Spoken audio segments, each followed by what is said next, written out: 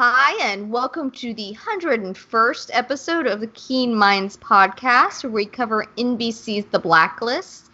This is Season 7, Episode 17, Brothers. I'm Jen, aka Takata Saeko. And I'm Tessa. And what an episode! Wild. I've been on the edge of my chair since season 3, dying to know about Tommy Markin. And it's been eating at my brain for years now. The idea of Ressler facing this demon that has obviously haunted him so long is something that I knew. I really hoped that they weren't going to just brush away and never get back to. So I had a lot of high hopes going into this. Were your hopes well placed? I enjoyed the episode a great deal. When I finished it, part of the problem with hyping an episode in your own mind is that sometimes when you finish it, you go, it didn't quite meet expectations. And my biggest issue when I finished it was I really did enjoy the episode. It was a lot of fun. It was fast-paced. But there was something about it, and I couldn't quite find it on that first run-through, that was bothering me about the episode. Okay. And I think I found it. I think it may be a very small collection of things working together. But we'll get into that. What about you? How did you feel? I freaking loved it. I had high hopes. To the point that this morning, yesterday morning, I woke up like a kid, like really excited. Like I can't believe he's finally here. It's Donald Ressler Day. Yeah. And same. And I had my own thoughts about Ressler, about that rubber, what I call the rubber banding, that he goes all the way to one end and then he snaps back into something. And it just felt like once I understood what he was doing, it made a lot more sense. And as the time had gone by and he has gone more deeper into the gray, I just get this sense that what was happening in his past was a lot darker than we were led to believe. What? That it seemed apparent and all that. So it kind of, to me, when we finally got this and that this guy killed Tommy Markin, it doesn't matter that the guy wasn't really dead, but it's what he did. And I just loved the fact that it made him what it was. The episode was terrific in the way that it was this reckoning between these two brothers about what one had done. And like, you can judge a book by its cover, Ressler. And once you see the brother saying, what he did, when it just felt like an entire bunch of little loose ends on the characters was finally coming together, and they got picked up, and it was so satisfying. I was sitting at the edge of the couch the entire time, and every time that a commercial came, I'm like, what?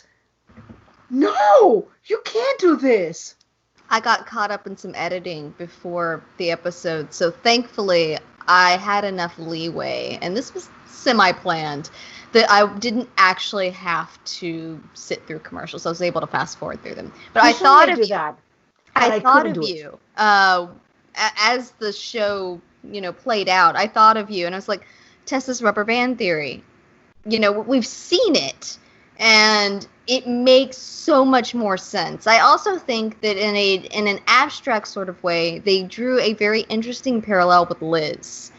You and I have talked about for years now that in season 1, she very much wore a mask, that she had a darker childhood. Childhood was definitely dark. Teenage years were super sketchy. She was out there robbing, and various things, conning people. And then she built for herself this perfect little life that she presented exactly what she thought the world wanted to see. She was top of her class in Quantico. She was married to the, sweetest man that could ever live, who was a elementary school teacher. She had all these ducks in a row to present this mask to try to bury who she is.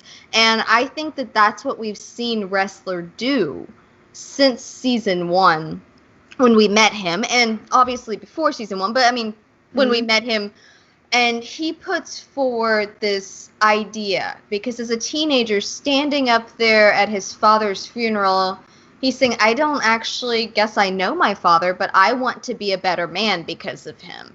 And so he has this pedestal ideal of what it means to be a good man. And he's trying so hard to reach that sometimes he just overshoots and gets into this very flattened out version of what that means. And I think that helps explain some of his more asshole-ish moments over the years that he's just trying, including this episode, he's trying so hard to meet and live up to that.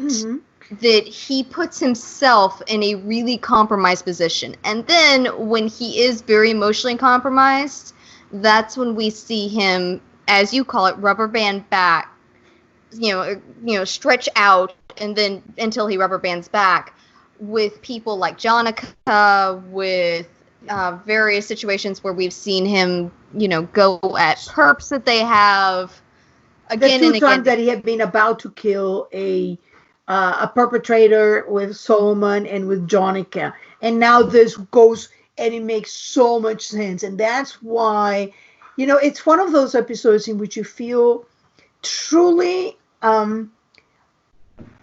in awe of writers who can keep a character. And for a lot of people, and there is so much negativity and whining and complaining about everything in the show and in life in general, but in the show, it's what we're talking here, that I'm amazed when I see this, how they're able to take a character and you think that the little details that you see do not make sense, that they're just treating him as a plot point, that they're just using him to put this or that. And then it comes to an episode like this when you realize, and all those supposedly dissimilar aspects all just fall into place, and that's what you have. And they make so much sense. I think a lot of those complaints, just from what I've seen, and this obviously doesn't cover everybody, but a lot of those complaints I feel like come from people that, one, don't look at the character very closely. That's not their favorite. They don't put a lot of time, a lot of effort into them. And so because of that, they don't see the details that the writers are giving to us. The writers and the actors are giving to us. Diego was on top of his game and then some for this episode. This was terrific. Him in it. He was wonderful. But so that's one category of people that just, Ressler's not my favorite. So they watch him with one eye closed because they're too busy looking at whoever else, what other character that they enjoy.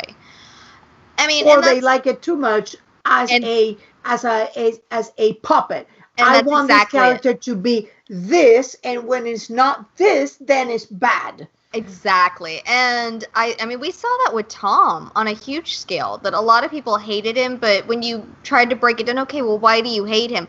Oh, well, he did this. Yeah, he did that at the beginning of his redemption arc. He was as dark as he was going to get, and this happened, and you start it doesn't matter. Yes, it does. You're saying that character growth doesn't matter.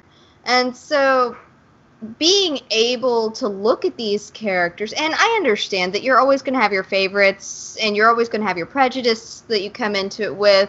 That's just the way it is. Everybody does it. Every fan is going to do it, especially when you're, super fans like we are. I mean, most people don't spend hours out of their weekend talking about a show on a podcast. Yeah, not to mention the millions words written about it. Oh, yeah, exactly. I mean, how much of our lives have we spent on the blacklist at this point? Well, it's a hobby. Yeah, it is. It's a great hobby. It's fun. But so I think that those are the two categories of the people that tend to gripe.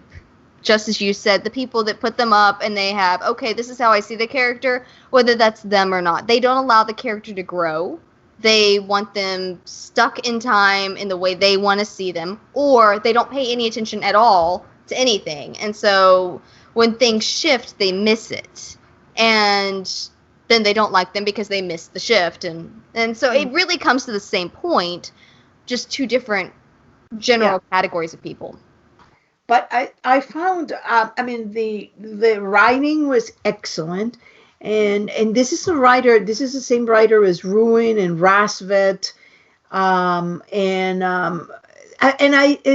of them I haven't been a fan of, but I love Ruined.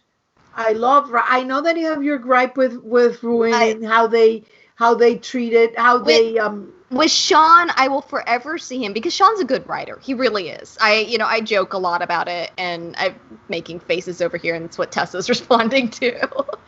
But Sean is a fantastic writer.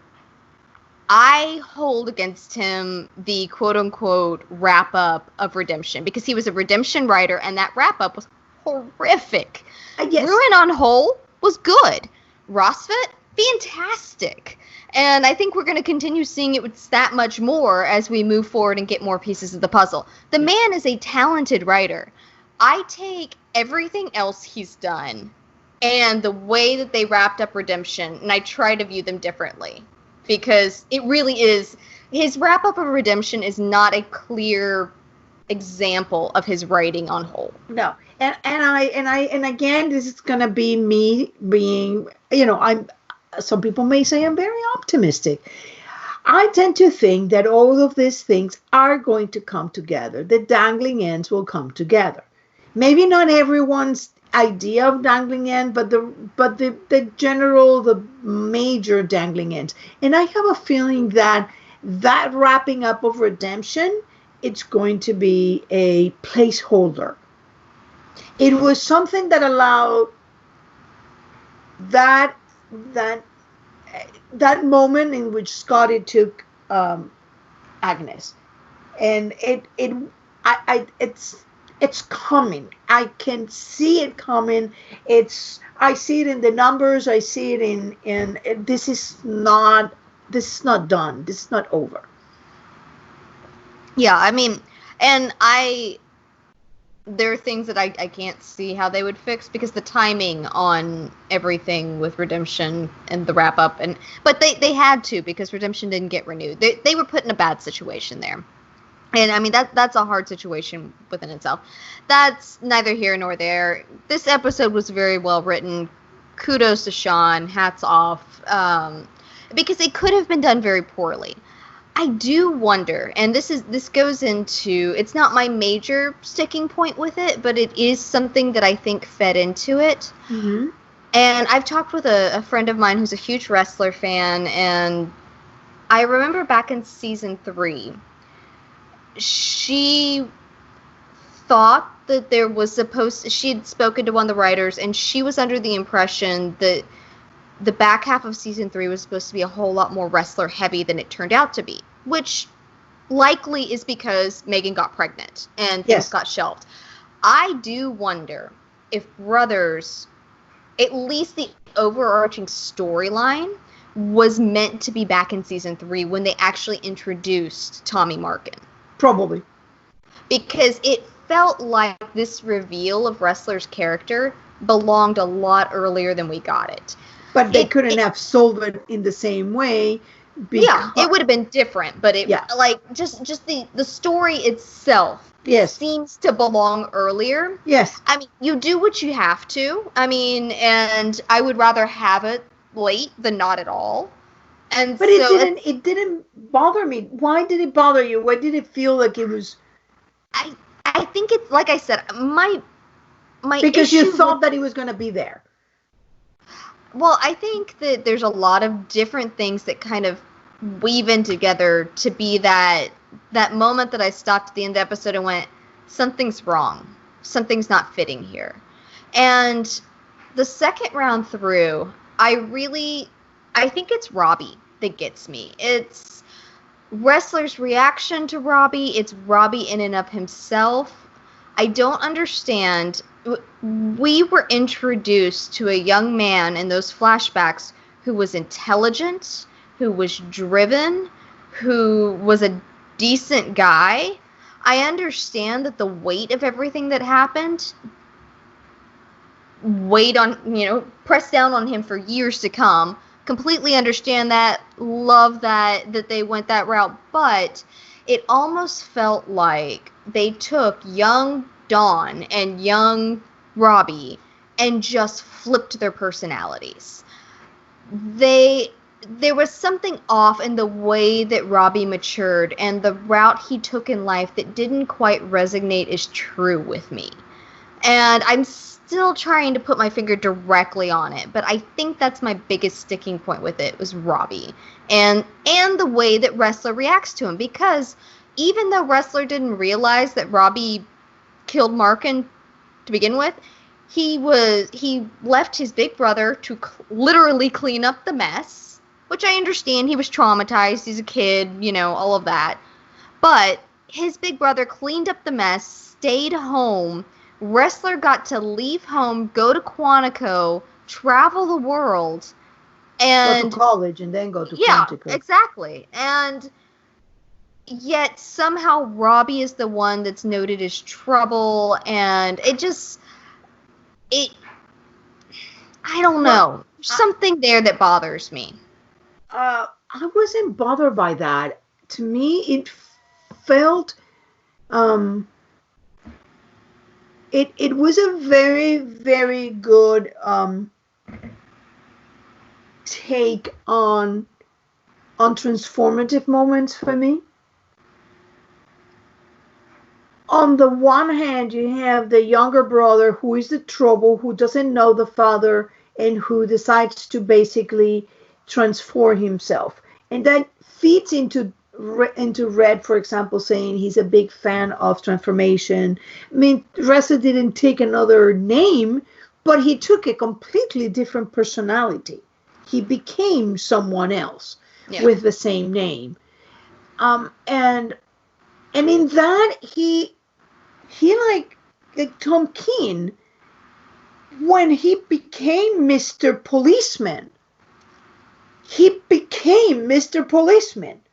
He was so onto it that he took it out of his mind. It was out of mind, out of sight. It was something that he didn't want to think about it.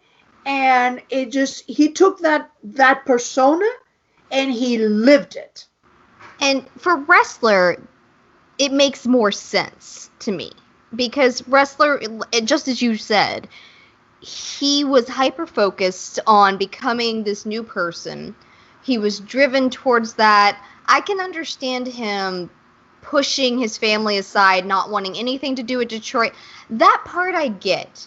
It's the trouble name that he has in there, and the fact that Robbie, who, when we met him, seemed like a very intelligent kid.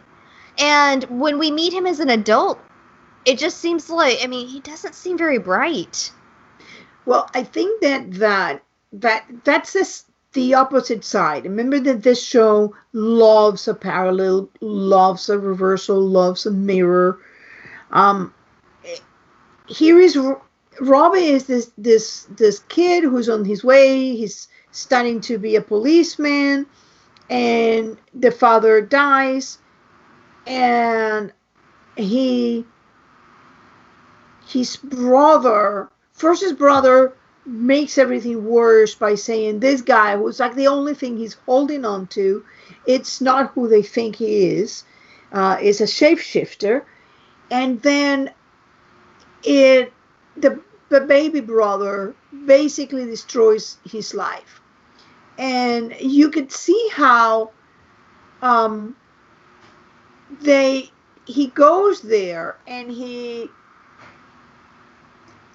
Ressler kills him and calls the brother, which seems very organic, correct? Yeah. And this kid who's the way Ressler wanted to be. is faced with this choice in which he either continues to be who he is and upholds the law, which is what he's trying to become, like his father, and in that process destroy Ressler's life and his mother's life, or he takes on that responsibility of covering that up to protect his baby brother and his mother and the memory of his father. He does that. He's living with this trauma that he never told Donald that it was him who killed Marking. But he did it, and he did it out of anger, and he did it out of like, you just deserve to die because you just told me that. It was business. And that was, I mean, I believe that at that point he may have considered doing something different, but when he said it was business, he just lost it. And then we do see him, what it does to him. They're at the father's funeral, and by that washing, this kid who was troubled has suddenly, it's the one who takes on giving the homily at the father's funeral, and says, I gotta aspire to be what this is. And the other brother, the one that is perfect, which just goes to Lady Ambrosia, and the two brothers, the perfect brother and the not so perfect brother. It's so overwrought with guilt and the disgust with what he became out of the love for his family that he's unable to function. And from that moment on, he cannot live with what he did, and he becomes a spiral of trouble. And he became a sin eater in a way. Yes. And sin eaters tend to spiral into, their life seem like all they do is take on bad things. And at some point, But let's take a look at that. Okay. Let's put two sin eaters side by side. Mm-hmm. You have Robbie, who again seemed very intelligent. So it's not that he has a low IQ. It's not that he was the dumb jock. He seemed intelligent, quick-witted. He was bantering back and forth. All of that was cemented into this episode. So we've got him. This happens. It's trauma. Totally understand that. I like it. But then you've got someone like Red, who is a sin eater for whatever sins he's eaten over the 17, years. 18. We don't know how early he started with this. While it does weigh on him, and I do think it weighs on Red in many ways, it doesn't, there's no reason necessarily for it to diminish the intelligence there. And so I think I would have preferred to see Robbie maybe just not even try. You know what I mean? Like, he's trying to do the garage and to move forward and to do things, but he just keeps making all the wrong choices. And there's something, at least for me, there's a disconnect in there with when did he become the idiot brother? It's like, I don't think that he is the idiot brother. Why do you think that he's the idiot brother? I think it's that scene when he's screaming, "I'm not an idiot. I'm not an idiot." It's the lady doth protest too much sort of moment there. And you're like, I'm looking at all the things that have accumulated I think that you're taking the "I'm not an idiot" too literal. I think it's portrayed that way, though. And so I think that's where my brain kind of gets... Yeah, I don't... Well, reading it different ways. And this is what strikes me as different between Red and Robbie as both sin eaters, is that Red, whatever he became, whenever he became, you know that I believe that Red is Reddington. So he had a career. He had a life. He was 30 years old by the time he went and had to become a criminal and survive. But one of the elements of success that allowed him to be who he is that he didn't have anybody and that's that beautiful scene that that I love to bring, that deleted scene with Tom. I love it. He's talking about not having any baggage with him, nobody to care for. It didn't matter if he live or die. The difference to me is that Robbie he was going to, he was recent graduate. He was going to the police academy. So he's got to be 17, 18 years old tops. And a 17, 18-year-old tops is suddenly faced with having killed a man, keeping that under wraps, trying to bottle all that we saw in the episode. That this kid couldn't even talk. He couldn't get up and talk about anything. And and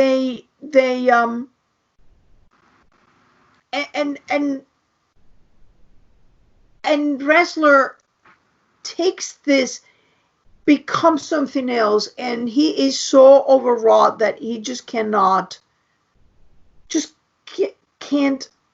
do it. Yeah. I don't know. Maybe it's just something for me that doesn't click well with that. Yeah, he was a normal kid. I don't think he was particularly smart or whatever. He was a normal kid. And a normal kid at 17, 18 years old faced with that, and then Ressler leaves, becomes this persona of what he used to be, and pushed forward to become an FBI agent, going to Quantico, going to college. I don't think that Robbie finished college. I don't think he just probably took his mother on and began to make bad choices. And you know how they just snowball. I mean, you need money. Yeah. You think that you're going to do something to prove that you're not. Your brothers start treating you like you're basically. And what can you say? Yeah, I did it for you. Remember that you killed the guy? Because he can't even say that because he didn't kill the guy. He did it. So there's all these secrets inside him, and I think it was too much. He crumbled. And that scene where they talk to one another, and he says, "I did it for you," and that's the moment where that last of what I call the little Ken doll, Donald, just like crumbles. He finished growing up. He's not the Boy Scout. He became a man, and he's willing to do this. It just seemed, the scenes, to me, the episode was great. I didn't have a problem with the character. I think the character was written, I didn't interpret it as the guy was like super smart and then he was super stupid. I interpreted it as somebody who's under such emotional. And I have people in my own family who are, they're not super smart, but they're not idiots, and they made one bad choice after another, and it gets to the point you cannot climb out of it. Yeah, you dig your hole so deep. Yeah. I guess I can see that, and I don't know. And like I said, that's the best I've been able to find. Sometimes I can't put a finger on it, on exactly what it is that's rubbing me wrong. But to me, I don't know. I felt that scene where he's saying, "I'm not an idiot." That I know that's what he was saying, but I didn't feel that's what he wanted to say. That's not what he wanted to say. He wanted to say, I'm eating your sins. Yeah. And you don't even recognize me. You don't help me. You don't come home. You don't help me with our mother. And you just you became this Mr. Perfect, and in order to be Mr. Perfect, you had to put a lid on us. You took my life. Yeah. That's basically what Ressler did, is he took the life that Robbie was supposed to live. Yeah. And so, okay, that's an interesting take on it. I don't know. Maybe as time goes on, I don't know. It was just something that kind of stuck with me and bothered me. But I do have an interesting thing in here about because I feel like we've talked about before how good the Blacklist is at times with their casting. Mm-hmm. How similar, characters that are supposed to be related can look, this and that.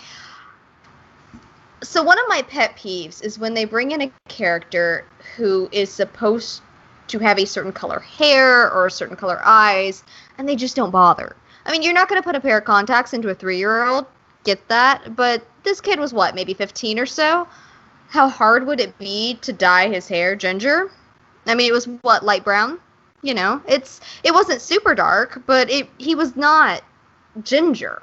Not nearly like, Diego is. And so he was trouble. Maybe he thought that it looked lunch. Maybe he had it dyed in then. I mean, and maybe that's it. Maybe it was just so grungy and gross, and that's why it look was. Like a kid washed the hair very often. But what I was gonna say was, that aside, do you know who the young actor looked a little bit like? The kid who played Tom, and that they presented him with Jacob. the hat. They presented him with the thing. So I think that this is subtle things are happening. Can you imagine the trouble Tom and Dawn would have gotten into as kids? Yes. And if you think about now that you know all these things, that's what I always tell people. The way he did. Yeah. It's why he reacted the way he did. It was too close to home. It's the same reason Reddington freaks out. Reddington looks at Tom and sees Katerina. I think Ressler looked at Tom and saw the life he could have landed in.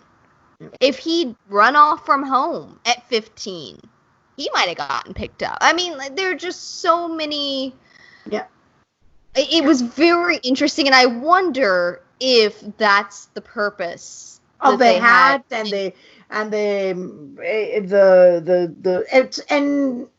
exactly, and they would have been about the same age. Yep. So there is a definite. That's what I always tell people when they tell me, "Oh, the Blacklist is is a mediocre show or is it just okay show?" It's like, you gotta go deep and you gotta be willing to re-examine what you know as you get new information, which is very hard. You've got to be flexible. Yeah. You've got to be flexible with the information with this show. You gotta just go back and look at everything with new eyes, because every time you get a little bit of information, you go like, there you go, that's why. So I think that with all these things, we just gotta be patient. It's not easy when you're getting 22 episodes with innumerable breaks that are making everything very difficult, but it's getting there. The ship will get home. We'll get to port. Don't despair. And not necessarily ship as in shipping. No. Don't even get me there. Once we get to this, you're gonna hear me. Oh boy. Yeah. Before we jump into Liz, the mother. Oh, okay. Let's go with the mom first. We're going to talk about the mother, because the mother knew exactly. She was playing Dom very well. Yeah, she was great. Yeah, I thought it was great, and I thought I had to actually see twice the. I thought that the actor they had played the father was really good. They did a good job in casting him, and I just still go back to that prosecutor in the case of the harbor master was also called Marking, and I just get this feeling that name is not there for. They do repeat some names, but that name was that's one that it's a little off the beaten path there. Yeah, so I find it interesting that they did that. And they not only was Marking, but he was also a black guy. That's exactly what I was going to say. He was also a black man. Yeah. So it's not like they would necessarily be unrelated. Yes. Interesting. So I always get these feelings, about that, because especially in that case, that detective was so crazy that you start thinking, well, Marky was a corrupt guy. I wonder if there is something going on here, if we should look a bit into that. I made that connection. Is it possible that this is a son, a relative of that Marking, that ended up as a prosecutor? I wonder if that... Well, because I remember that the prosecutor really went after the cop there, the detective, and he said, just because you think she's up to something doesn't mean you can step outside the letter of the law. And the detective said, well, she can. She's doing it. And the prosecutor said, yeah, but we have to be above that. He was very much by the book. Yeah. So it's interesting that they chose the same ethnicity and the same last name for another character linked to something somewhat similar. So very interesting. I love that scene. I love the guy playing Tommy Marking. He did great. Oh, he was fantastic. I don't know who the actor is, but he was. Oh my God! And when he went to the house afterwards. I mean, he was such. We've talked about manipulation tactics before. Especially because I went through it nearly 3 times before sitting down with the podcast. And I was just listening to that conversation and the way he's leading Don and the way he's handling him. As Ressler starts pushing and pushing and pushing, I heard you, I heard this. He starts turning it towards, you're going to break your mother's heart. It's okay, son. We can find a way to pay for the window. It's such a gaslighting sort of moment where he's just like, you broke my window, man. You broke into my house. This is on you. It's like, you killed his dad, Yeah, but he wasn't going to admit that. Well, exactly. And it was very well done. It was very well written, very well portrayed by the actor. That whole scene. And I'm not sure going into it if you had asked me, will you be cool if Ressler's the one that killed Markin? I don't know. Sure of it. I don't know if I would have said yes, or if I even would have necessarily been open to it, 100% open to it. But I think it worked. I knew, and I'll tell you why I knew. You remember when we saw him with Jonica. That was a fight, and Liz walked him out of it. Then he did it again with Solomon, and Tom walked him out of it. Think about the only people who have been able to have walked him out of it are always people who are very dark, who have done dark things in their lives, who know, and that's why they got to him. But then there was, it's this thing where he kept doing that with Hitchens. He kept going in her face.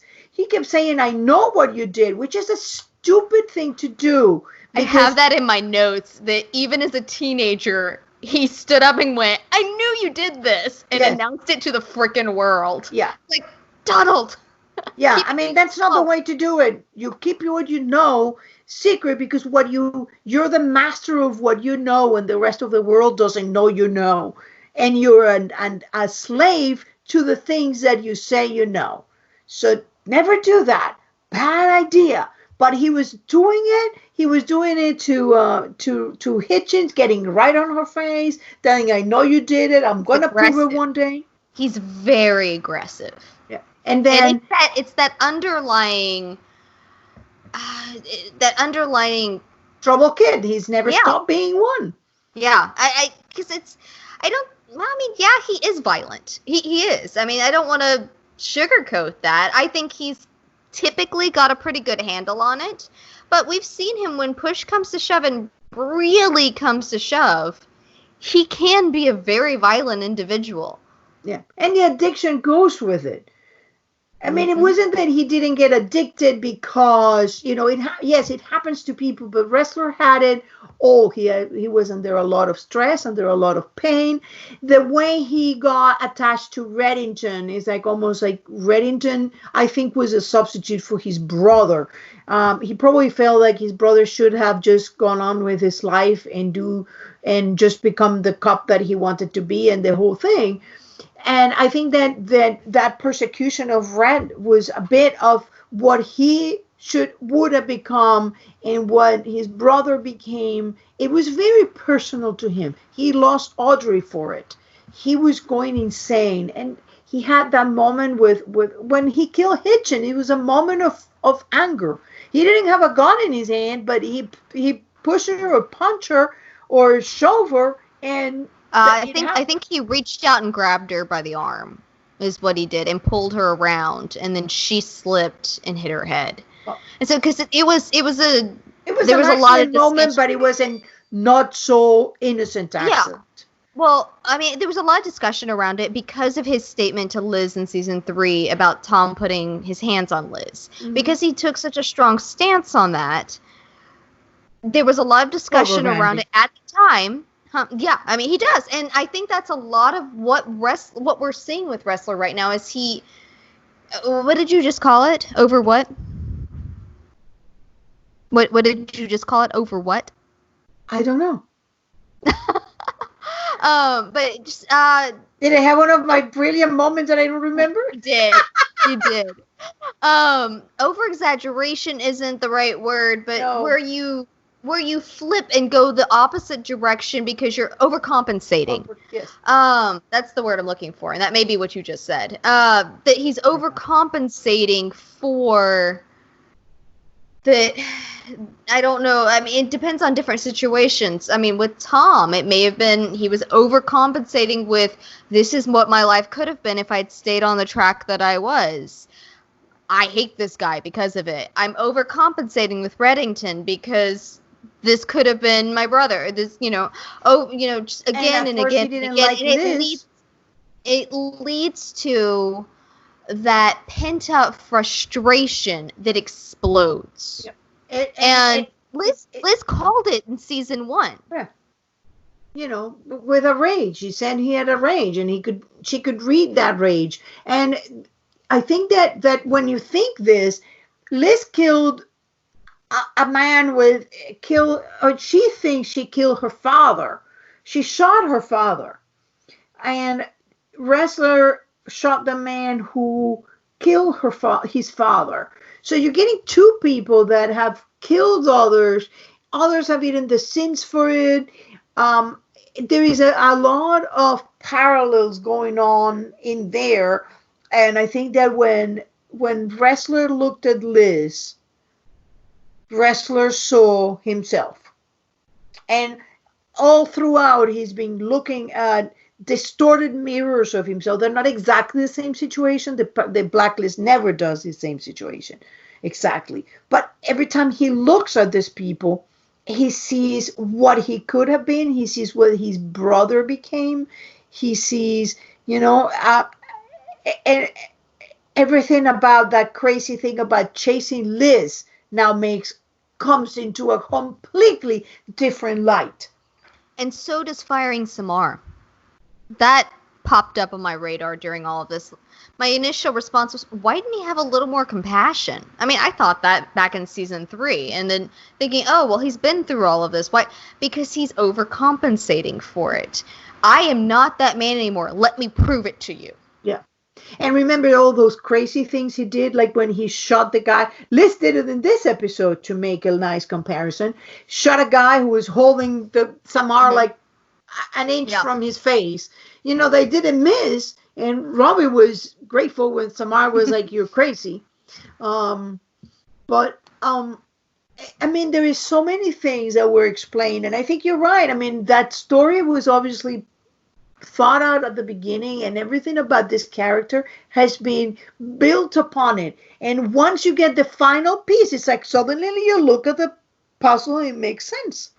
Whether they knew specifically play-by-play Ressler's past and how it all panned out, I don't know, but I do think from the get-go with Ressler, they had in their minds at least a piece of this puzzle saying he did something horrific that has made him the man that he is. He has been working to prove that he's someone different from the majority of his life at this point. For the past 25 years, he's been proving he's not that screwed up kid. Yeah. And now go back and look at his time with Prescott. Yes. Yeah. I'm hitting season 4 on my rewatch right now, and it'll be really interesting getting into that. Now I'm glad that I've waited, because I kind of took a pause on it. I'm glad because I'll be able to watch that whole arc with brothers behind me, and it's going to be really fascinating. Yeah. So I think in general it was great. I knew that gangster was not going to let him go just that easy. And a lot of people have said he should have asked for Red. No, he shouldn't. Red has saved his butt 2 times with Makutanita. He doesn't want to owe Red. I mean, whether Red would ever call him on that. I didn't miss him at all. I thought it was good choice not to have him. I mean, well, they flipped the they filmed these out of order because it was supposed to be, this episode was supposed to come after next week's episode, but they flipped it because of everything going on with COVID and the way they felt like this episode was better situated here. And it wasn't. No, it didn't bother me at all. No, I mean, I know there are probably a lot of fans that it did, but oh my gosh, we're at 150 episodes and there's been one without James. Let the man have a breather. I think this has been another one where he hasn't been. I think the backdoor, the pilot for Redemption, he wasn't there. And there's another one. He was in the back door. I just watched it. He was definitely in the back door for Redemption. He wasn't in it a lot, but he was there. I thought that it just didn't fit. I mean, I don't object to having more Red. I never object to more Red, but it didn't fit. And we had one episode this season in which it was all Red. There was nothing else of anybody else. So I felt that it was perfect. So now we're going to talk about Liz. Well, before we jump into Liz, I do have a question for you. Mm-hmm. Because the way I read the statement and the understanding I had of it, 3 rounds in, first round and third round was very different. How did you take the statement, we have to do the right thing, it's important? Like, and then to go in and be totally cool, mostly cool with the fact that Liz hid the body. What was your reading of that? How did you feel about that? I think that we have to do the right thing was the last bit of Ressler's persona, the Boy Scout persona saying we're going to do the right thing. And what is funny is that it was his brother who was up for that. He took it on because it was what his persona demanded. Perfect Boy Scout Ressler demanded that he did the right thing. It's interesting. And I think that he said he was okay. But I think that when Liz did that, it was like the liberation of that. He didn't need to be the perfect Boy Scout. And I go back to what he told Liz in season 2. How many people have not died? How many people have not buried? Remember what he said? Have not buried a father. How many people have not buried a son or a child? It was a definite callback to that. Yeah, and I think that it was. I mean, he had accepted. He had understood what his brother has done for that, and that was a profound gift of love. And I think that by embracing that his brother, that he had a part in what had happened to his brother, that his brother had cared for him beyond after his father died, had care and love for him. And it was his understanding, I think, of the letting go of that. I am not that person. And we'll see. I mean, as time goes forward, we'll see what happens to Wrestler. But I think it was that last gasp of little Boy Scout plastic wrestler. I actually like that better than what I came up with. I mean, it can be both, though. The way I read it, third round through, was that it wasn't so much Markin himself taking the fall for Markin himself, because, you know, Robbie asked him, "Do you lose sleep over this?" And Wrestler doesn't. He thinks they did he thinks that he did the right thing, that they did the right thing by taking Markin out.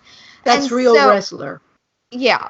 And so the important thing, I think, for him in that moment maybe was not necessarily owning up to the murder. It was taking these horrible people off the streets. And if it got them arrested for murder, then that was the price he was willing to pay. But the right thing to do was taking these gangsters off the streets of Detroit, making sure they never hurt another person again, because that was their job. He was not going to sacrifice his job for his own skin.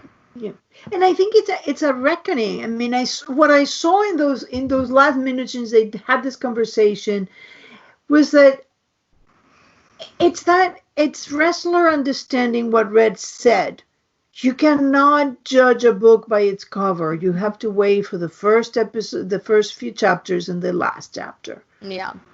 But, how do you do it? How you do it is because you do better good. And we have seen the whole of the task force grapple with that. Are we to be proud of this? Are we to be ashamed of this?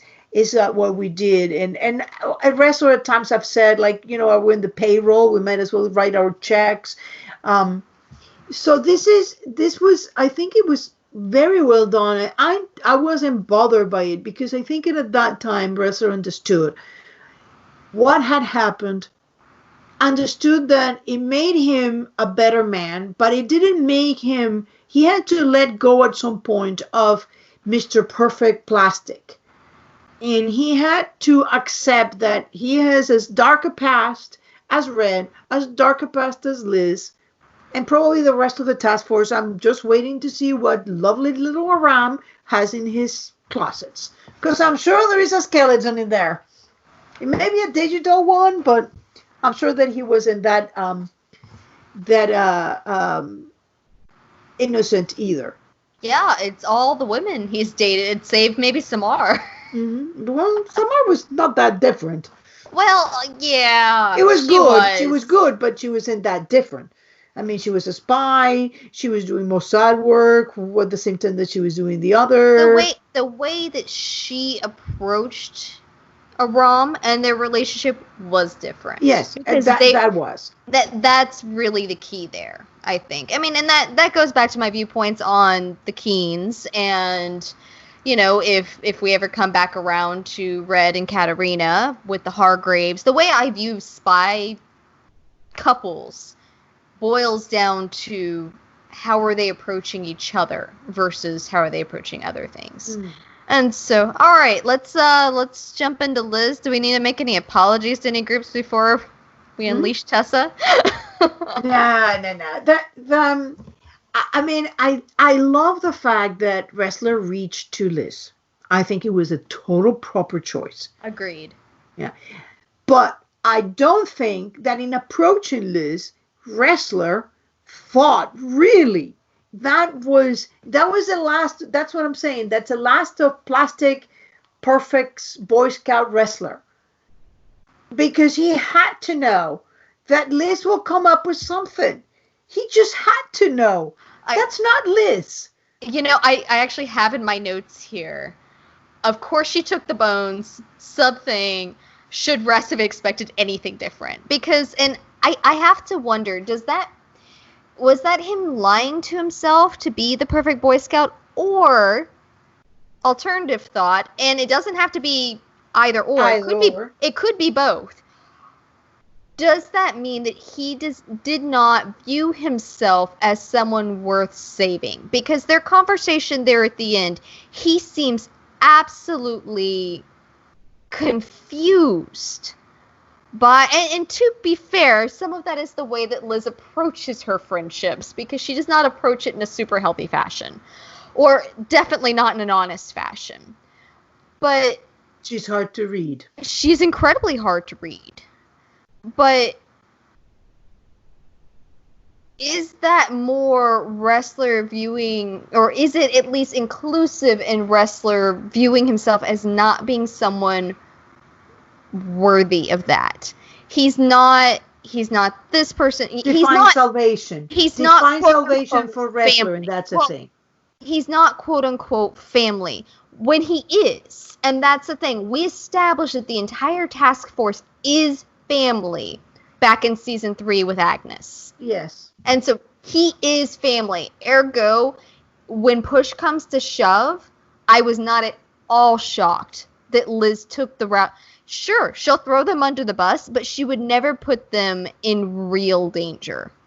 Not intentionally. Now, they may get caught in the bullseye by accident, because she, I don't think she ever intended for Reddington to get the needle in season 6. It was things went too far. She lets things go too far, but people that she considers family, I don't think there's to Red in there, but yeah. Okay. In the end, Red keeps switching back and forth as well. But I think the task force has been very steady, that they are family, and that if push comes to shove, she will burn down the world for those people, if it takes that. And I think it was a very... If it suits her, too. If she feels utilitarian. If she feels like it's necessary. If she thinks that she's about to lose one of her... Because she was very honest about it. She said, this wasn't about you, it was about me. And I believe her on that. 100%. It's because she cares about them. Yeah. It's a twisted sort of way, but it is Liz. Yeah. Super traumatized. Yes. But I think that you're right. They don't have to be one or the other. They can be both. I think that it can be all of the above. People usually have complex motivations for the things they do. But I definitely think that Ressler calling Liz was because deep inside he knew Liz would save. And saying that he wanted it was the right thing was exactly because it was what Rob wanted. So Ressler got to give Rob what he wanted. Rob was tired of carrying that secrets with him. He wanted to come clean. He couldn't do it anymore. So just saying I'm ready to do it had a liberating effect, even if at the end, by calling Liz, Ressler had to know that that's not the way things would go. I mean, this is the woman who took them out of the box when Anna McMahon was ready to kill him. So Ressler had to know. I mean, this is the way Red operates. So that takes us to what was Liz doing? You have the idea that Liz is doing it because it is because she cares for them, and that's how she does. I do think that you're correct. I think that you're right. Do you think she's gonna he owes her one now? Yes. I could totally see this being in 20 years.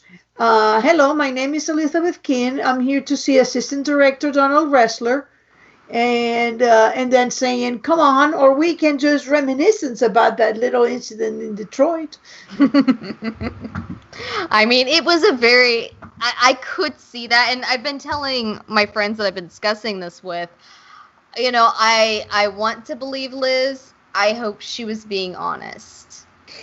at the same time, there is something there that and this is not me, this is the other Jen in my life who came up with that parallel, that Red sometimes hides his motives, especially when they are not selfish, in selfishness.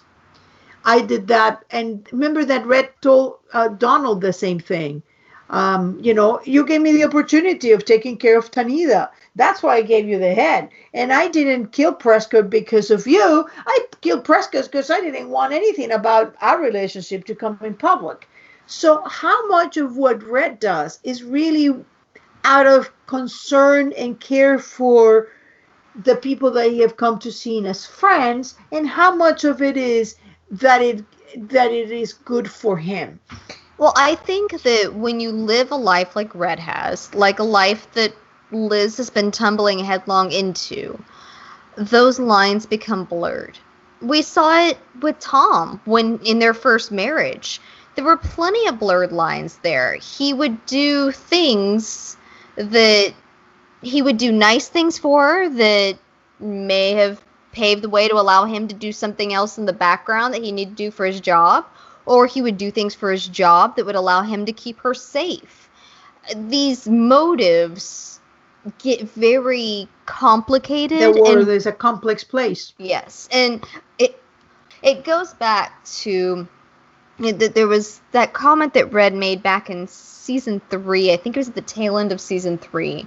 That Red was sitting in Cooper's office, and he said it takes a lot of courage to wake up every day and make a decision on what you think is right and wrong, instead of buckling down to becoming a zealot and just, see the world in black and white, and that's what it is.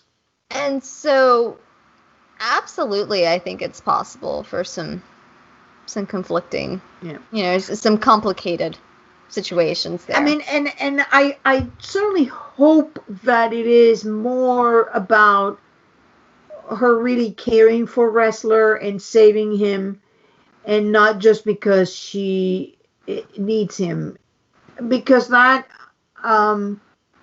to me sent a very chilling message. I mean, I really felt a little scared of Liz in that moment. Well, I mean, you and I've talked about the anchoring that Tom provided for her, and that. But this is different because she didn't manipulate Tom. I don't think she could manipulate Tom quite as much. And I think that's one reason they were so good for each other, was because he had in-depth knowledge.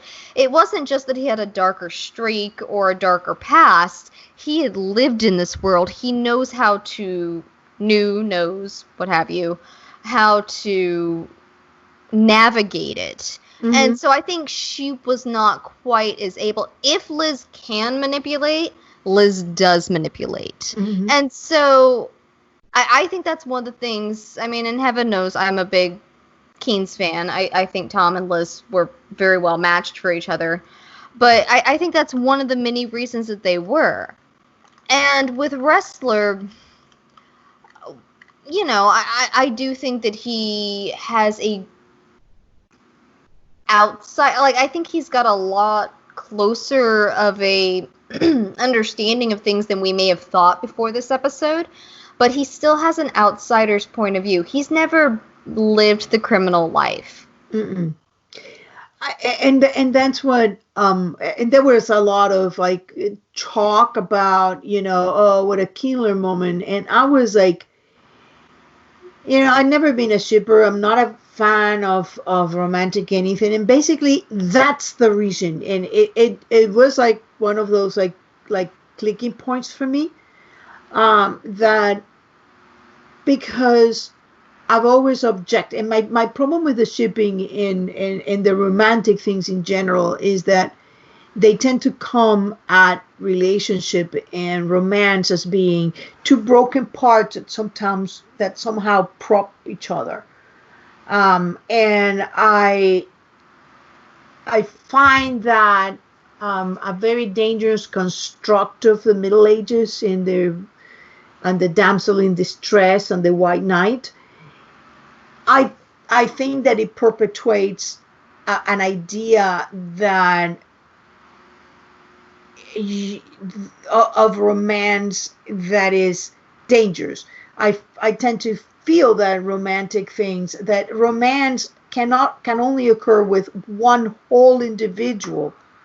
Is with another whole individual, that they don't need each other. They are better because of one another, not because they need. Because needing is a relationship that is about give me, not about complimenting. And so I certainly hope that if they're going to go the Kindler way, they find a way of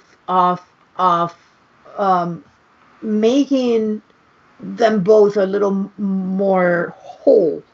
Because what Liz and Tom had that never bothered me in their relationship was the fact that they were in broken ends. They were both equally broken. They didn't prop one another. When they were together, they were less dark. They weren't just like, okay, well, you're kind of broken and I put a little bit of glue here and kind of hobble together. They were better when they're together. It was an equal pulling to the light. Yes. Instead of being, I'm kind of broken and you're kind of broken and we kind of like maybe try to like fit. And what happens with those relationships in real life, and they should be portrayed in a more realistic way because they do a lot of damage when you're an adolescent, is that what happens is one of them will get better and the relationship will break. And it will become abusive because you need to stay here because we need to stay broken. It becomes about being broken and not about being better. And it just, so I really wouldn't care if they end up with Kindler at the end. I just hope that it does as a whole individual. They don't have to be perfect whole individuals, but not broken pieces glued together somewhat like what I feel Liz is at this moment. You remember how we always talk about the moment where Tom hit like the very, very bottom of it? I think Liz is hitting the very, very bottom of it now. I could see that. I could definitely see that because, we've seen her, especially lately, and that comment with, I think she's scraped towards the bottom multiple times through the show because the conversation with Ress in Brothers reminded me a lot of the conversation with Ress in when they had her birthday back in season 2. I think it was like a clear it was a nice parallel right there. Absolutely. Just, at that point it was like, I got a dog and a job, but that's about all I got. And he's like, well, that's more than me. And then now she's sitting there and listing this off. She's very aware that she's, and that was nice to hear, that she's at least aware that she's being made a puppet.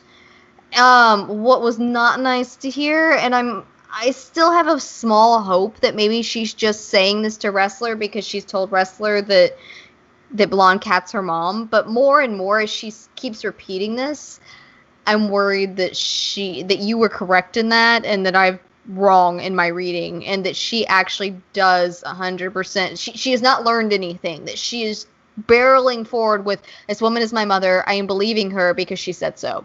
And if she is, I'm just shaking my head and going, Lizzie, come back. Well, because I think that's where she's going. This is her lowest point. Yeah. This is when, because what's propping up in the next episodes, and here's some, if you guys didn't watch the spoiler for next episode, you can just tune out for the next 10 minutes in advance. But what's happening now with Blonde Katerina is really bad. She took Dembe's imam and basically is going to grab Dembe with it and make Dembe choose between the imam and Red. We gotta stop letting Dembe get kidnapped. That poor man. Man, but this very, this woman is brilliant. Not even Solomon could manage something like that, because Dembe was willing to kill himself or to die rather than give up Red, because he knew that his granddaughter was safe. But this woman is putting Dembe between an innocent man, a man of God, who has done nothing wrong in his life but help people, and Red, who he has pledged his life to protect, but is not an innocent man. So do you think that she won't let the Imam go? I mean, I think she's an idiot if she does. She's going to put Dembe in a position of, either you find a way to get Red here, or I'm going to kill the Imam. Mm-hmm. No, I mean, it's a brilliant move. I don't like it because I'm not cheering for her. Finding, but, like Red said, torture is about finding what works for them. And that's the most brilliant move that we have seen anybody do in a long time. So this woman has a lot of skill in her. But I think that Liz has not learned. She is going to learn this time. She's going towards the lowest point. She has believed anything as long as there is a biological link. And I do think that this woman is her biological mother. The more I see of her, the more I see of Liz, like, this woman is her biological mother. And at this point is when Liz is going to have to understand that there is relatives and there is family. And this woman didn't want her. This woman is nothing to her. So it's going to be dark. It's going to get really dark. I don't think there was ever a question the show would get incredibly dark before the end. I hope we start a different trajectory towards the light as we wrap it up. I hope we end on a hopeful note that gives Liz and Agnes hope for the future. Do you think that Brett can trust her? I think Red has, at one point, when was it that someone said that Liz was his blind spot? Or has that just been something we've been saying in the background? We've been saying. Okay. Was that us or them? But, yeah, so many years of doing this now. But I think that's accurate. I think that's an apt description of that he may not trust her. He may be playing the game. He loves her, but I don't think he can trust her. Yeah, and I mean, we've seen him, brush her off and everything, but if push comes to shove, if they're put in certain situations, I think his default might just be to do so. He might have to trust her in order to get himself out of a situation or another. But as to her motives, I mean, he was even questioning them, but he didn't tell me that he knows I'm not Ilya. What else does she know? Has she learned? And Dembe's like, why don't you ask her? It's like, Dembe's been begging him to tell her the whole truth for a long time now. But I gotta say, look at what Liz does. She's like, oh yeah, you're my daddy. Yes, I'm happy. Oh, wait a minute, you abandoned me, and now I can't. Oh yeah, you're not my dad. Red keeps handing her partial truths. What's she supposed to do with that?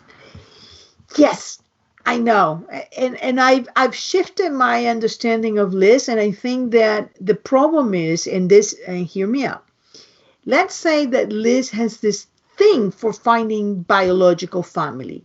Even though she's the first one for saying that she wanted to adopt, and the entire thing, when push came to shove, she didn't want to adopt. Honestly, I don't think he intentionally put it in her head, but I think that was more Tom's thing than Liz. I think that Liz may have convinced herself she wanted to, but looking at Tom, looking at the way he responded to Scotty and Howard reaching out, with all of that, I think he saw the opportunity to take a child that nobody wanted and to give them a chance like he didn't get. Mm-hmm. And that, and give them what Liz got with Sam. Yeah. I think that was more Tom's excitement there, because do you remember in the boat, Liz, or no, it wasn't the boat, it was when he was strapped to the chair in their dining room, and she said, "You begged me to have a baby. You begged me to have a baby with you." It's that, even though Tom said in the boat, "Isn't that just what married people do?" That wasn't just what married people do. Oh, anger is easier than pain. And he held on to that. I think I think he was totally cool with having a biological child. I think that having a kid for him helped even him out on the emotional front and helped him learn on the emotional front. But I think that in season 1, when he was trying to balance everything at once and have everything, I think that there was something in his childhood trauma that said, much like, Red said to Liz, having a baby won't fix what happened to you. Mm-hmm. I think Tom was trying to fix some of the stuff that happened to him through adopting a child and giving them a chance. But I think that for Liz, what I'm starting to think, and I may be totally wrong, is that Liz has that thing that a lot of adopted children have. Not all of them, but quite a few. A intense need of finding their biological parents, because something about, even when they don't even know that they're adopted, they feel that they're different. They feel that they do not belong. They feel completely different. And some of them are totally uninterested in their biological parents. Like Tom, like, I don't know, you didn't want me, but there's people that love me. That's my mother. That's my father. But there's other children that don't have that. And I think Liz doesn't have that. Liz, there is something about herself that she is not understanding on her own, that she feels that she needs to find her biological parents. What was the conversation in season 2 when she went to Tom's boat and she said, "Let's just run away together"? I don't want to regret anything. I don't want to regret not going with you. And he said, "If we leave now, you'll never get answers about your past." That whole theme, especially with the two of them, has been brought up again and again. Do you need to know who you were to know who you are? And I think in the case of Liz, the answer is yes. She feels that way, yes. Yeah. So I think that the problem, as I am understanding it now, and this is a theory, is that Liz is not the biological child of Katerina, of the woman that is Dom's daughter that we saw as Katerina.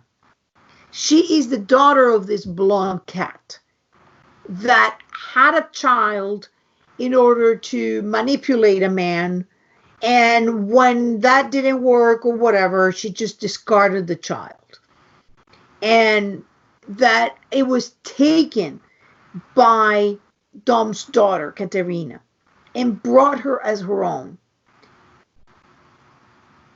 I think the danger that Red sees is that obsession with the biological part that Liz needs in order to explain something.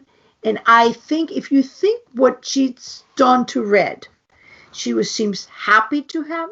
First it was, is she my father? Oh my God, the devil is my father. And then it was, oh, maybe I don't want to know. Let me just discard this DNA test that I did that would have given me all the answers I need. Then, oh, well, maybe not. I don't want to see it. No, until here it is. It's in your face. You can't avoid.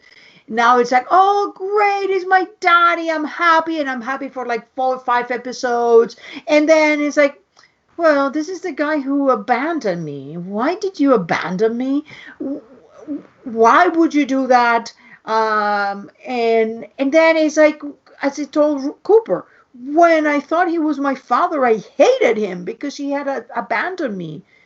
He has just abandoned his responsibilities, abandoned me, and then what she did, the first chance that she got, that somebody presented him with like, Oh, look, those bones are your father, not that guy who's been following you around, who's given up his life for you, Lord knows how many times, who has done everything and who takes anything that you dish out, including things that most other adults would say, you know what, we're done here.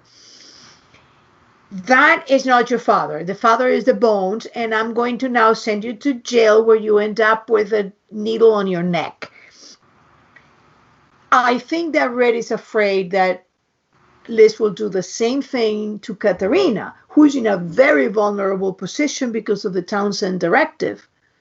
And once you realize, oh, you're not my mom, I'm going to push you, I'm going to give you to the Townsend directive, I'm going to announce to the world who you are because you abandoned me, I want to find my real mommy. And then what ends up happening is probably the real mommy is going to say, I never wanted you, I would have aborted you, but I couldn't do it for X, Y, or Z, and you can go suck a neck because I'm not interested in you.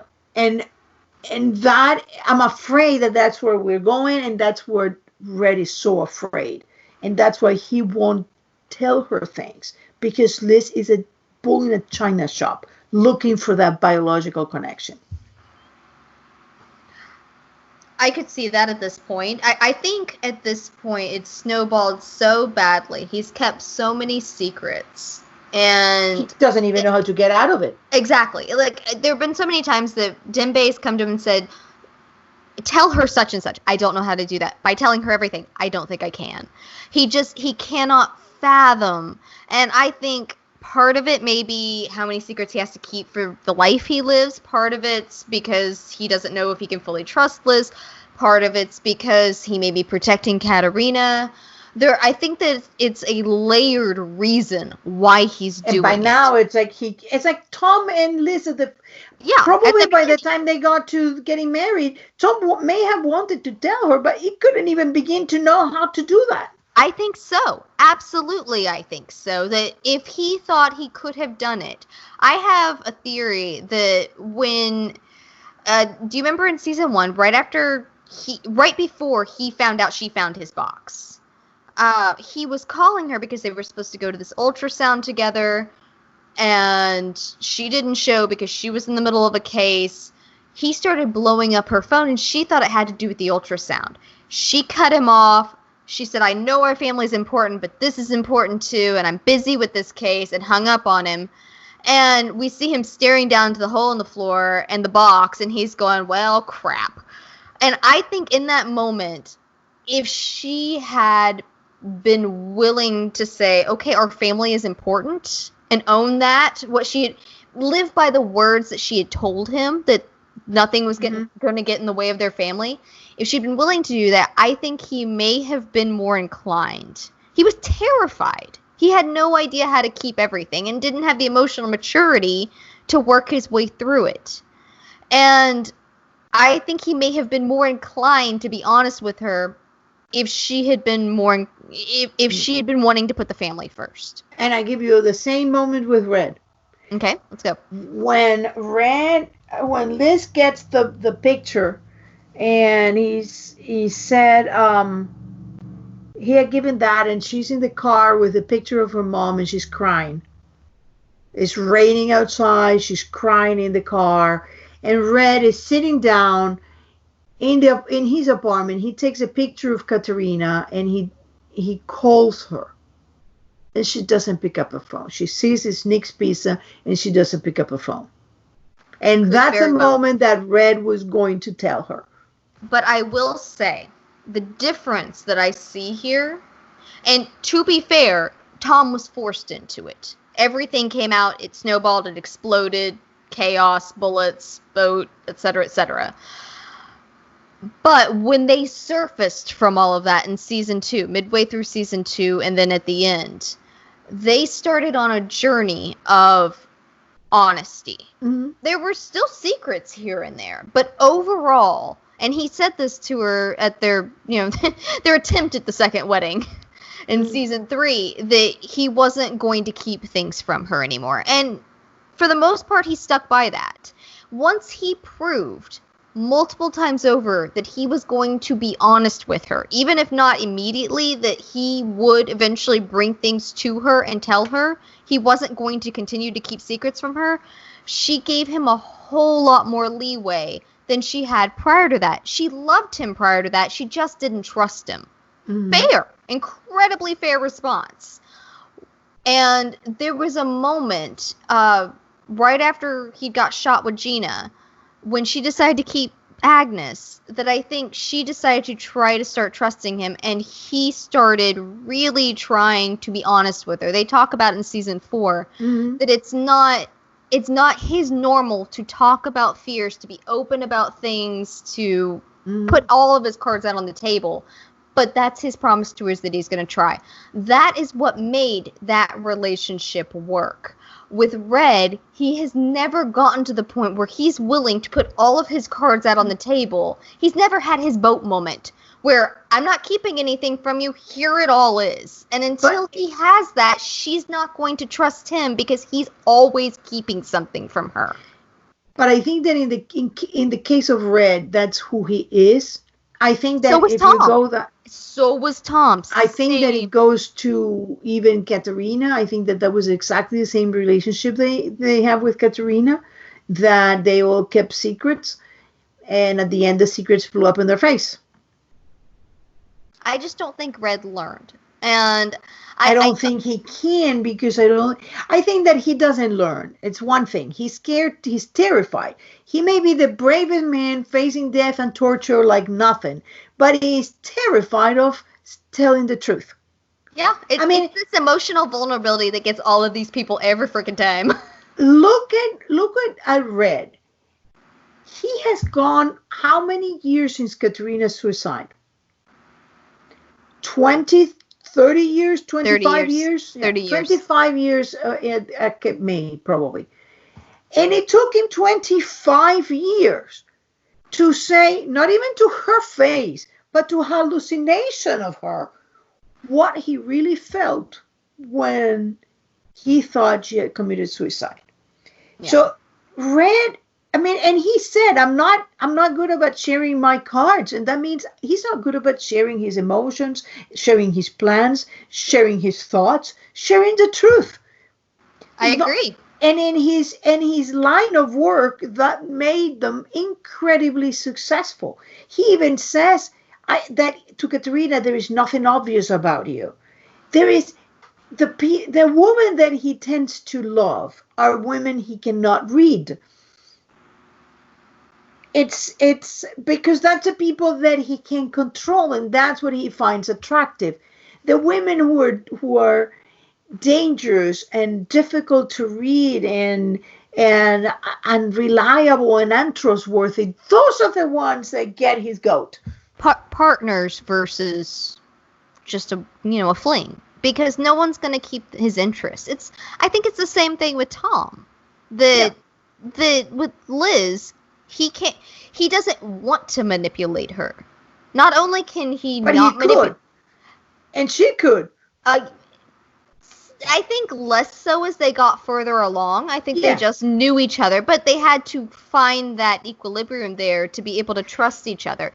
And they had to have been a boat and being tied by chains in order to get to that moment. And Liz had to find, what you may have lied to me, but I love you. And now that I punish you, we can go ahead and have a moment. So I guess until she shots Red or something like that, it won't happen.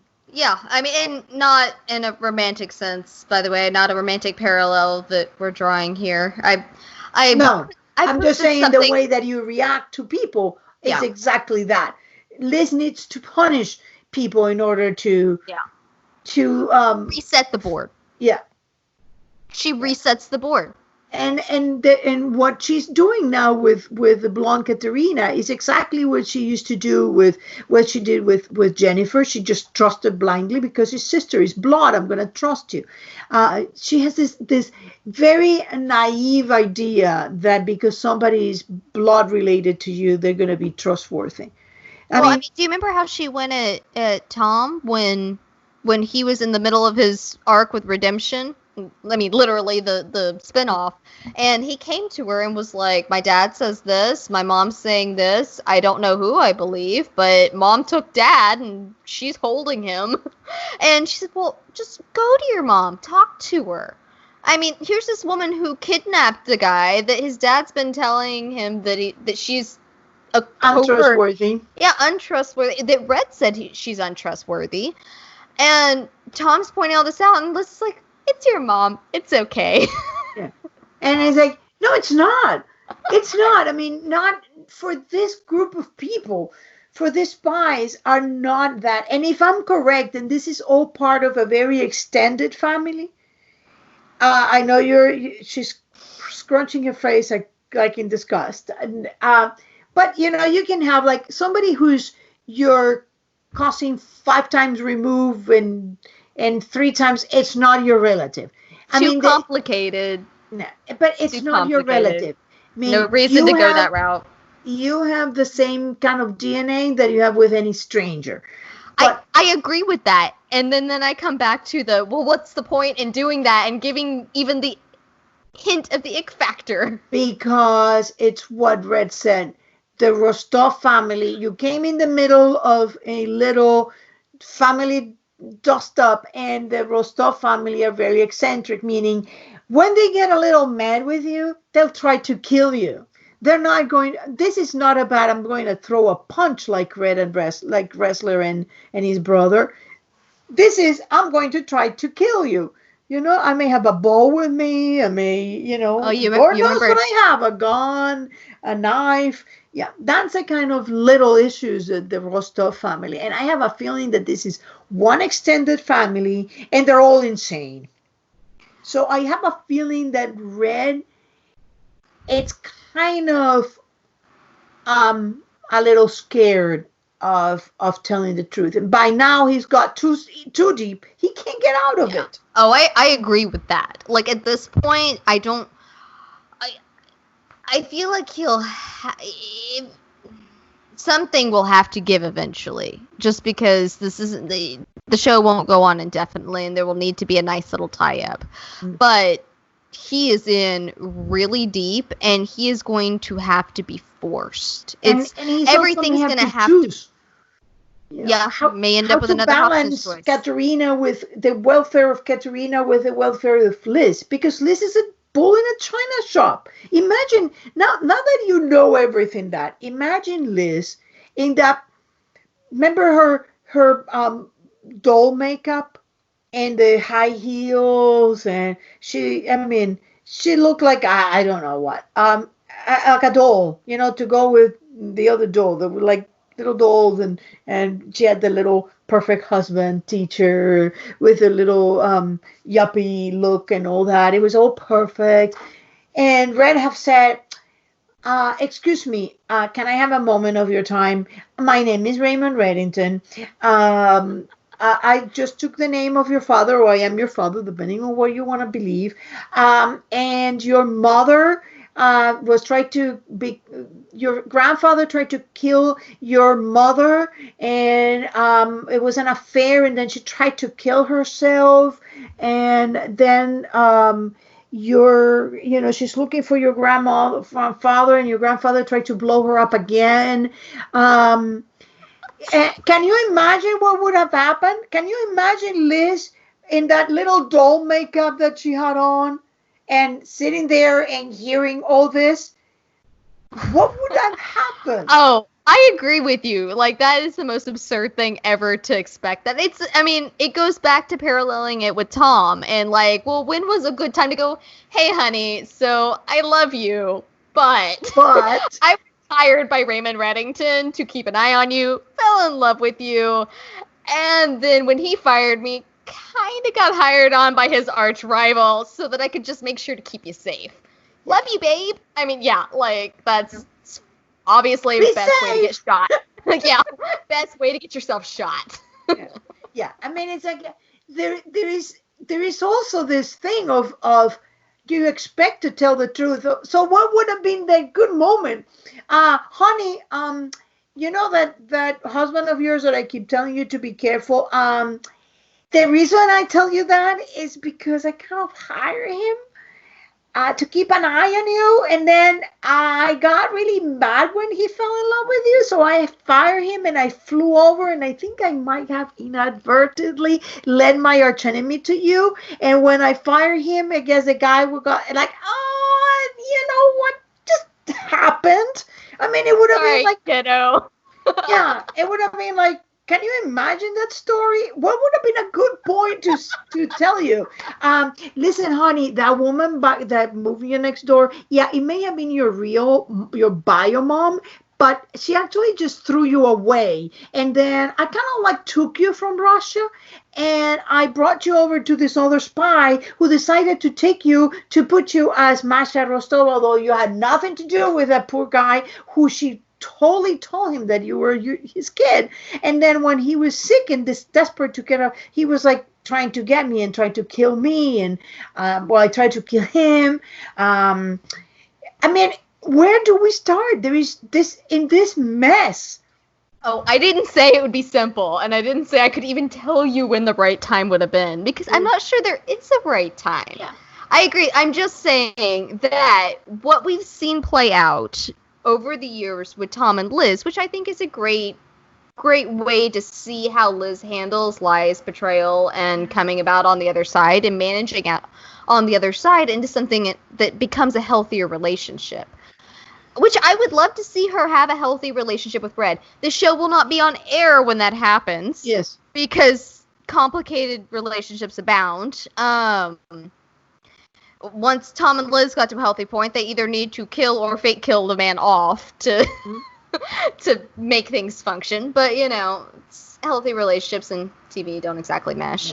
But, I mean, that's the point. But regardless, I'm saying in the abstract, from a character point of view, if you look at it from Liz, like, if he had found a way to do it. That time he called her and she didn't pick up. I think it's an excellent point. And he very well may have. And that may have been her loss on it. It may have been her loss right there when Tom's blowing her phone up and she's going, I know I'm supposed to be there. Oops. Job. Bye. Click. That may have been her point where she could have found out everything that he could have told.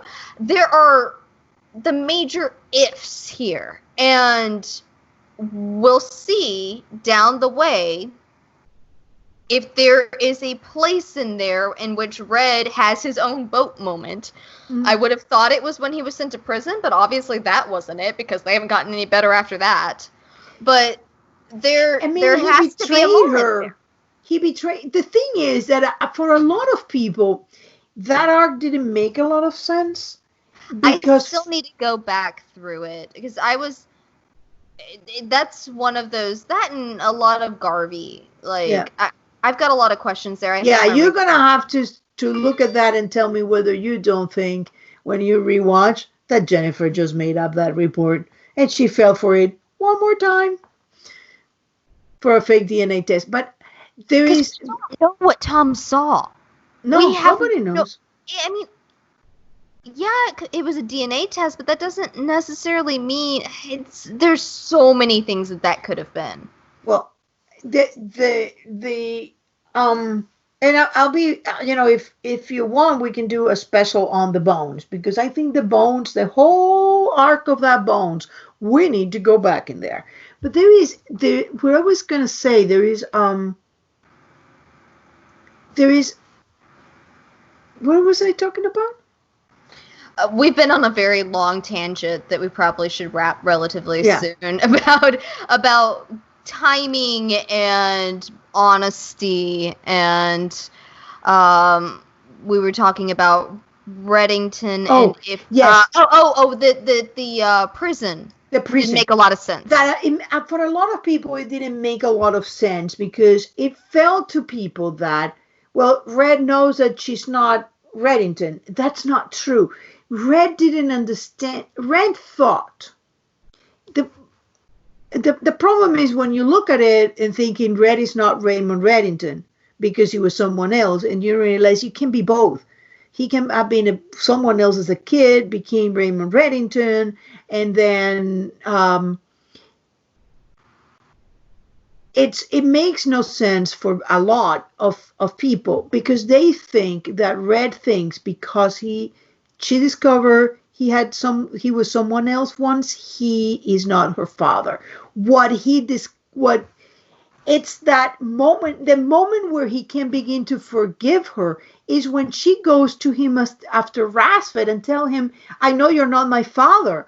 Because up to that moment, what Red felt was, you sent your father to death penalty. And how could you do this? I mean, it was a betrayal of wanted to investigate, and you thought that was more worthy than my life. And it is at that moment when she tells him, "I know you're not my father," that he goes like, "Oh, okay. I guess you didn't betray your father. You just betrayed somebody that you think became your father." Then that's when he started, and that's why when she realizes that, wait a minute, my father was a good man and my mother was the one who framed him, starts turning against Katerina. Now that he has blonde Katerina, now he's turning against. So she's going between mom and dad and in this like crazy stuff. So that's a wrap up for me of this. I have nothing else to say. I think all in all, it was an excellent episode. Honestly, my sticking points in the grand scheme of the whole show, not a big deal. I think that the key points that we're supposed to take away from this episode are fascinating, and I think they help really illuminate a lot of Ressler's more interesting personality traits with the rubber banding and his obsession over being this by the book. Yeah, a certain kind of agent. And I think it helped shed a lot of light on him. Mm-hmm. Yeah, I think it was, all in all, I tell you, I was on the edge of my seat. I enjoyed it very, very much. And I think they did a fantastic job in the casting. And casting. Like I said, the one thing that I kind of was a little iffy on was the kid that played him. But then I started going, wait, who does he look? Oh, he looks like the kid from season 2 that was playing a young Jacob Phelps. I wonder if that was intentional. Yeah. I mean, I never really, up until this point, drew a whole lot of parallels between Bress and Tom. I really liked the idea of them eventually becoming friends, mostly because I thought that Tom needed someone that wasn't going to shoot him, as a buddy to get a beer with. But I think that would have been absolutely fascinating, and who knows, maybe fascinating to have seen Ressler and Tom past some of those stories, those for Ressler to someday be comfortable enough with that. I don't think he will ever be. I don't think so either, but just kind of one of those abstract, wouldn't that be fun sort of things. Mm-hmm. I mean, for all we know, I'm leaning into the Tom's alive theory, but until he pops back up, he's dead on the show. So, I mean, that's it's neither here nor there, but I still think it's one of those fun trails to follow down of what kind of things are there. I had the same thought when I saw the kid. Is like, He had the hat, and he had the. At first, he's like, "Wait a minute, what is that young Jacob doing?" He's like, "Oh, wait a minute, that's young Donald." Jacob just crashed the Ressler household. That would have been all right. And by the way, guys, we've got 2 more episodes left for the season. We have one they finished filming, and the other they apparently cobbled together to be our season finale. I'm super interested to see what they did with that one. Me too. But after that, we will be doing an episode that is, you've heard us chatter about various theories about Tom potentially being alive. We will have an episode here after the end of the season. To take a look at those theories. We're going to be posting here in the next week or two, posting a list of the things we need to know. We'd love to hear, if you lean into that theory, what the details are. And so just kind of be thinking about that and articulating that, and we'll post that here in the next couple weeks on our different platforms, and get your feedback, because we'd love to talk about it on that episode. Yeah. And so excited to see you guys next week. Yep. Catch us on YouTube, on SoundCloud, and iTunes, and chat with us on Facebook, Twitter, or Tumblr. Until next week. Oh, yes, and Tessa's in Reddit. All right, until next week, guys. All right. Bye.